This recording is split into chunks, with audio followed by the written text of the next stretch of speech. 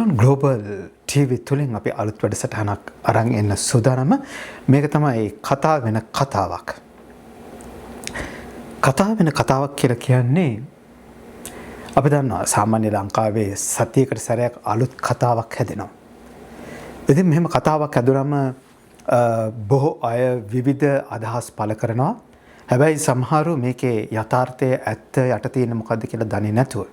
ඉතින් ඒ නිසා අපි කතා වෙන කතාවක් තුලින් උත්සාහ කරන්නේ කතා වෙන කතාවක ඇත්ත తত্ত্বය යට තියෙන తত্ত্বය මොකද්ද කියලා පැහැදිලි කරගන්න.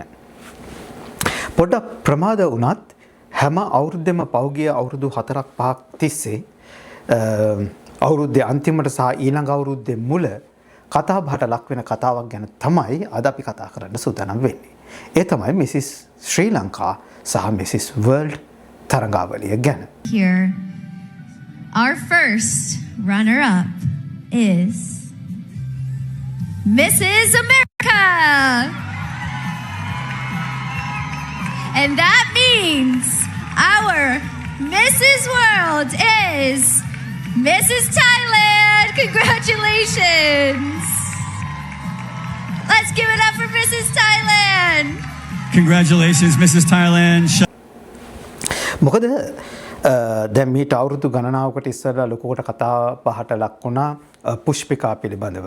කැරොලයින් ජෝලි පුෂ්පිකා ප්‍රශ්නය. ඊට පස්සේ ගිය අවුරුද්දේ ඉෂාදි අමන්දගේ කතාවක් ආවා. මේ අවුරුද්දේ සබීනා යූසුෆ්ගේ කතාවක් ආවා. ඉතින් මේවට විවිධ කතන්දර එක එකනා කියනවා. ඒ නිසා අපි උත්සාහ කරනවා මේකේ යට තියෙන දේ මොකද්ද මේකේ ඇත්ත මොකද්ද කියලා කතා කරන්න. අපි පුෂ්පිකාගේ ප්‍රශ්නේ ටිකක් පරණ නිසා එක පස්සට තියලා අපි කතා කරමු අලුත්ම දේ සබීනා. සබීනාගේ ප්‍රශ්නේ තමයි සබීනා ඉපදුනේ වෙන රටක ලංකාවේ නෙමෙයි. ජීවත් වෙන්නේත් ලංකාවේ නෙමෙයි. එතකොට සබීනා කොහොමද මිසිස් වර්ල්ඩ් තරඟෙට ලංකාව නියෝජනය කරන්නේ? ඒ වගේම ගිය අවුරුද්දේ ඉෂාදී එයා ජීවත් වෙන්නේ ලංකාවේ නෙමෙයි. එයා ජීවත් වෙන්නේ ප්‍රංශේ. එතකොට එයාට පුළුවන්ද ලංකාව නියෝජනය කරමින් මිසිස් වර්ල්ඩ් තරඟයට ඉදිරිපත් වෙන්න? මේක තමයි සමාජයේ කතා වෙන බරපතල කතාබහ. මේකෙදී ඉෂාදිගේ සබීනාගේ පැත්තේ ඉඳගෙන කතා කරනවා ලෝකේ මුලින්ම ලෝකේ පළවෙනිම මිසිස් වර්ල්ඩ් තරඟාදී කිරුල හිමි කරගත්ත මිසිස් වර්ල්ඩ් ටයිටල් එක හිමි කරගත්ත තවමත් ඒ කිරුල අභිමාණයෙන් දරන රෝසි සේනානායක මහත්මිය. That is what the Mrs. World stands for. Well, I guess since you're the first, you can go over that. So anyway, let's hear it for these beautiful ladies. And I think we're almost ready to get things started. ඒ වගේම තමයි තරඟයේ ජාතික සංවිධායක චන්දිමාල් ජයසිංහ මහත්මයා. එතකොට මේ දෙන්නම කියනවා ඉෂාදිටයි සබීනටයි කිසිම ගැටලුවක් නැහැ මිසිස් වර්ල්ඩ් තරඟෙට ඉදිරිපත් වෙන්න කියලා. ඒත් එක ඇත්තද? එදෙන කියන්නේ බොරු. එහෙම කියලා සමහර අය කියනවා. අපි ඉදිරියට කතා කරගෙන යන් ඒක ඇත්තද නැත්තද කියලා බලන්න. ඉස්සෙල්ලා අපි කතා කරමු මුලින්ම මිසිස් වර්ල්ඩ් තරඟෙට මොනවද තියෙන්න ඕන සුදුසුකම් කියලා. පළවෙනි එක තමයි මිසිස් වර්ල්ඩ් තරඟාවලිය නිසා එයා විවාහ වෙන්න ඕන. ඔන්න ඔතනදී ආපහු පස්සට ගිහිල්ලා අපේ පුෂ්පිකාගේ ප්‍රශ්න මතුවෙනවා. නමුත් මම කියවනේ පුෂ්පිකාගේ ප්‍රශ්න අපි පස්සේ දවසක කතා කරමු. වෙන දවසක මෙතනදී කතා කරන්නේ නැතුව. එතකොට පළවෙනි කාරණාව විවාහ වෙන්න ඕනේ. හරි ඒක ගැටලුවක් නැහැ. දෙවෙනි කාරණාව තමයි අවුරුදු 18ට වඩා වැඩි වෙන්න ඕන. අවුරුදු 48ට වඩා අඩු වෙන්න ඕන. ඔන්න ඔතනදිත් පොඩි ගැටලුවක් තියෙනවා. ඔය 48ට වඩා වැඩි අය පොඩි ඉරිසියාවක් තියෙනවා මේ තරුණ අයත් එක්ක. ඒගොල්ලෝ එක එක කතන්දර කියනවා, කතන්දර හදනවා, ගොසිප් මවනවා. එහෙම ප්‍රශ්නකුත් තියෙනවා. හැබැයි පහුගිය කාලේ Facebook එකේ වෛරල් වුණා මම ලියපු කවියක්. 50 පැන්නම තමයි නුවර පැත්තේ ගෑනු ලස්සන කියලා. ඒක වෛරල් වුණා. ඒක ඇත්ත. 50 පැන්නම තමයි නුවර පැත්තේ ගෑනු ලස්සන. එතකොට ගොඩක් කට්ටිය කමෙන්ට් කරලා අහලා තිබුණා මේ නුවර පැත්තේ ගෑනු විතරද 50 පැන්නම ලස්සන කියලා.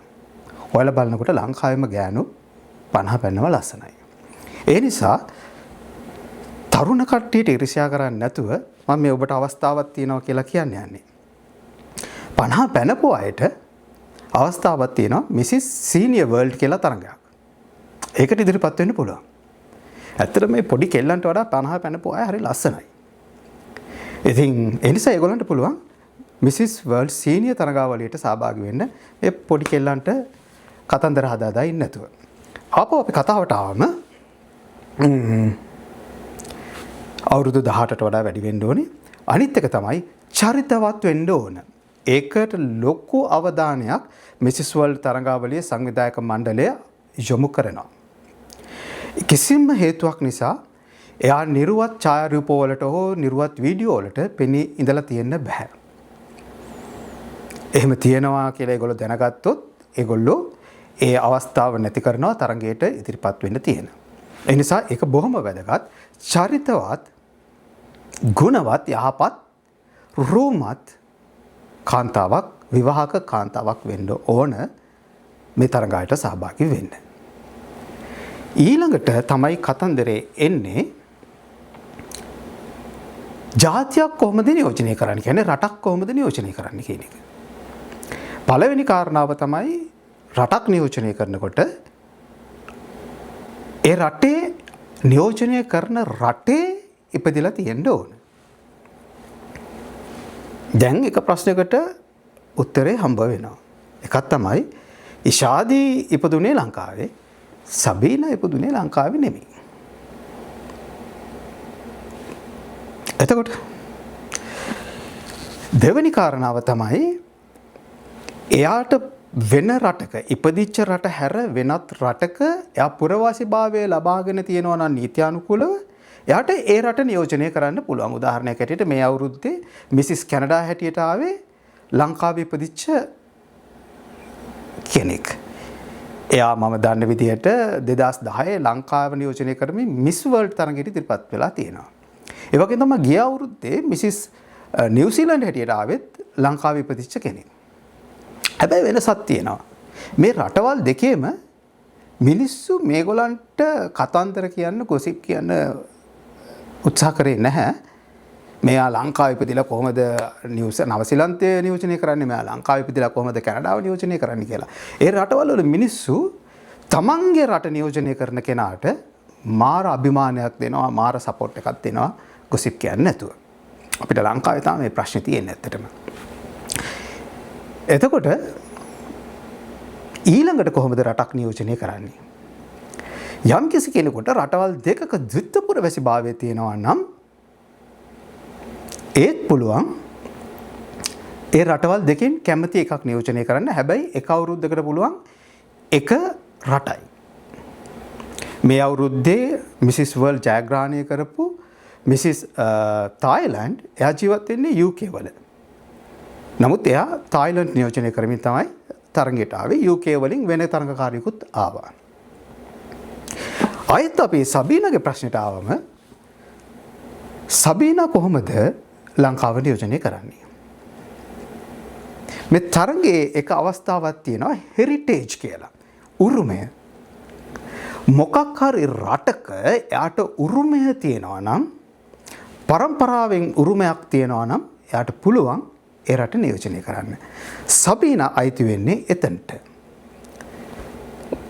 ඒ කියන්නේ තමන්ගේ මව හෝ සීයා හෝ අත්තම්මා නැත්නම් ආච්චි අම්මා ඉපදිච්ච රට මිනිපිරියෙකුට හෝ දුවෙකුට නියෝජනය කරන්න පුළුවන්.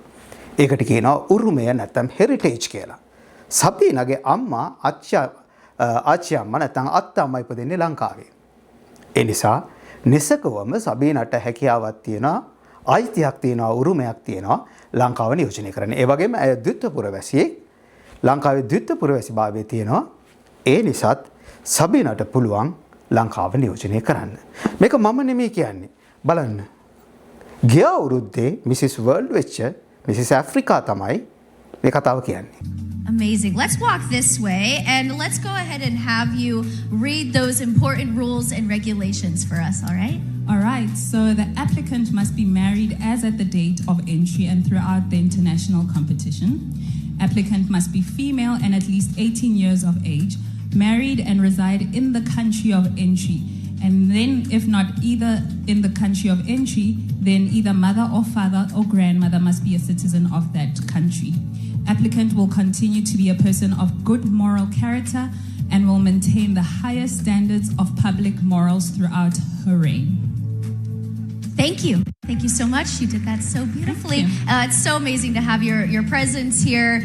Seeing you interact with the girls and having that sisterhood has been really fun for me to watch too. So thank you so much. Thank you, Danny. Let's hear it one more time for our reigning queen.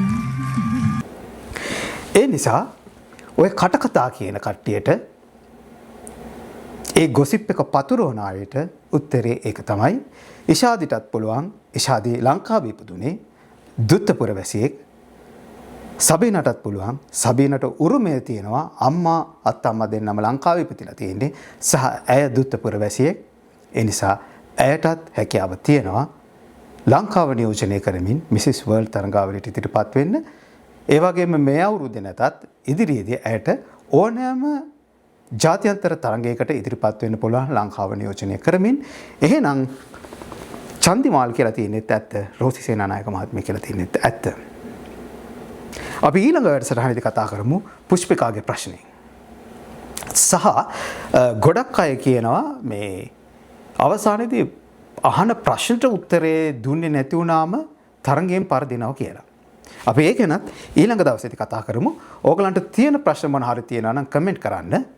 ඒ ප්‍රශ්න වලටත් උත්තරත් එක්ක ඊළඟ කතා වෙන කතාවක් එක්ක අපි එකතු වෙන්න සූදානම්. එහෙනම් ගිහලා එන්න.